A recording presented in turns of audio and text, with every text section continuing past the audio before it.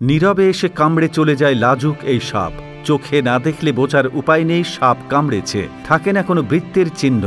বাংলাদেশের সাপের কামড়ের সর্বোচ্চ রেকর্ডধারী এই সাপের। রাসেল ভাইপারের চেয়েও কয়েকগুণ বেশি বিপজ্জনক। এদিকে আবার ঘুমন্ত মানুষকে সবচেয়ে বেশি কামড়ায় এই নীরব কালার প্রজাতির সাপ। মানুষ যেখানে দৌড়ে পালায় সেখানে মানুষের খুব কাছে কাছে থাকতে পছন্দ করে এই সাপ। মানুষের শরীরের তাপমাত্রা, ঘ্রাণ এদের এতটাই পছন্দ যে বিছানায় মানুষের পাশে অবস্থান করে। নড়াচড়া পেলেই বসিয়ে দেয় আলতো চুমু, যাকে ডেথ কিসও বলে থাকে মানুষেরা। তাছাড়া কামড়ের স্থান তাৎক্ষণিকভাবে অসাড় কিংবা প্যারালাইসিস হয়ে পড়ায় থাকে না সামান্যতম ব্যথা।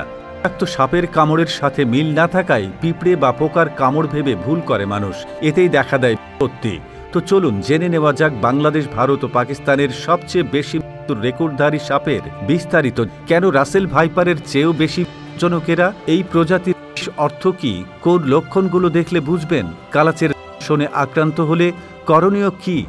অত্যন্ত লাজুক প্রকৃতির এই সাপকে দেখে মনে হবে নিতান্তই নিরীহ এক সাপ। দিনের বেলা দৌড়ে পালাবে, কিন্তু রাতের আধারে হয়ে ওঠে নিশাচর এই সাপ। দক্ষ সাঁতারু ও যে কোনো উচ্চতায় উঠতে পারার ক্ষমতা থাকায় খাটে এসেও কামড়ের রেকর্ড আছে।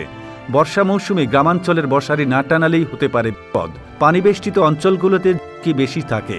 বাংলাদেশের মোট 3 প্রজাতির কালাচ বা ক্রিচ প্রজাতির সাপ দেখতে পাওয়া যায়। এক কালকেটে বা কৃষ্ণ কালচে, কুচকুচে কালো রঙের চকচকে মসৃণ শরীর এবং পিঠের ওপরে হেক্সাগনাল বার ষড়ভুজাকার স্কেল দেখে কৃষ্ণ কালাচ চেনা যায়। কৃষ্ণ কালার আবার 2 রকম হয়, কুচকুচে কালো রং এবং পিঠের ওপরে শিরদাঁড়া অংশগুলো তুলনামূলক বড়, এবং ষড়ভুজাকার স্কেল থাকলে সেটি 12 কালকেটে বা গ্রেটার ব্ল্যাক ক্রেট বলা হয়, এবং এই আঁশগুলো একটু ছোট, আর লম্বাটে হলে সেটির ছোট কালকেটে বা লেজার ব্ল্যাক ক্রেট, 2 কালাচ বা পাতি কালাচ কমন ক্রেট।